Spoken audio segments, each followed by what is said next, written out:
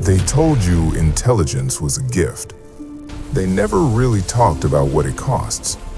No one does. Let's talk about something people usually avoid. In psychology, high intelligence isn't just a number on a test. It often means you process the world differently.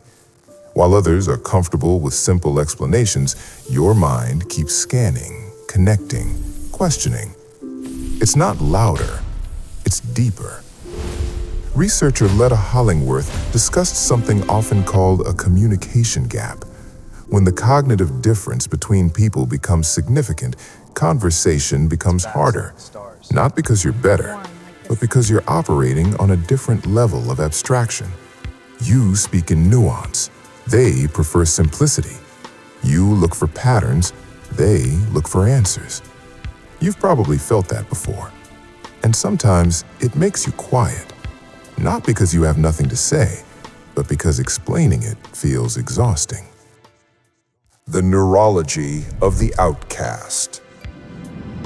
Here's what's interesting.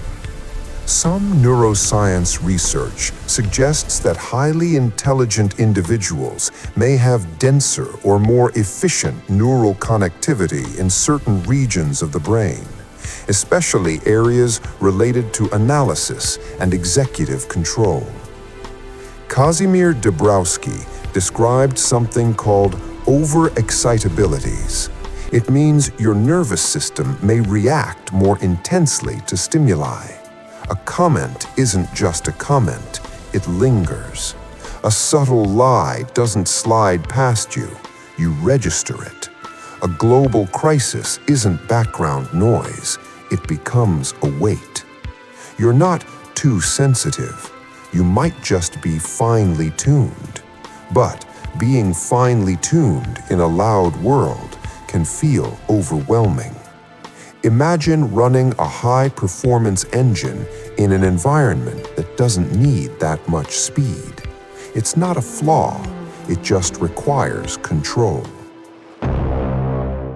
Then comes something heavier: potential. When you can see multiple outcomes, you don't just take action, you simulate the future. The risks, the consequences, the possible failures. Psychology calls it the paradox of choice. The more options you see, the harder it becomes to move. While someone else takes a step and learns from the fall, you analyze the fall before it happens. And sometimes that analysis becomes paralysis. Many intelligent people aren't underachievers because they lack ability. They hesitate because the internal standards are high, very high. You don't want a result, you want the right result. And that pressure can quietly freeze you.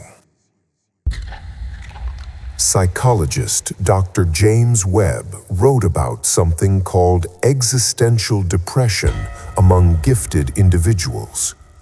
When you naturally think in systems, cycles, long-term consequences, you start asking bigger questions.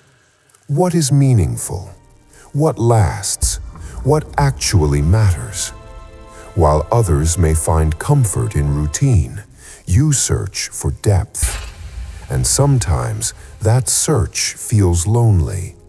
Not because you're above anyone, but because fewer people are asking the same questions. Sometimes it feels like you're standing slightly outside the room, observing. That distance can create insight, but it can also create isolation. And if you're not careful, that isolation becomes identity. The Stoic reclamation. So what do you do with all of this?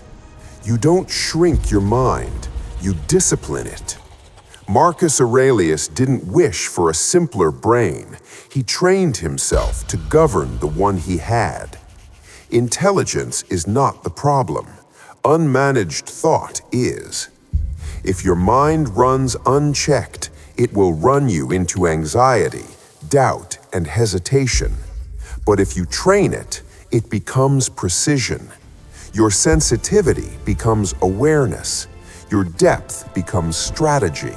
Your isolation becomes focus. No one else is responsible for mastering your mind. That's your work. Master the mind, or the mind will master you. Stay sharp. Stay disciplined. Stay grounded.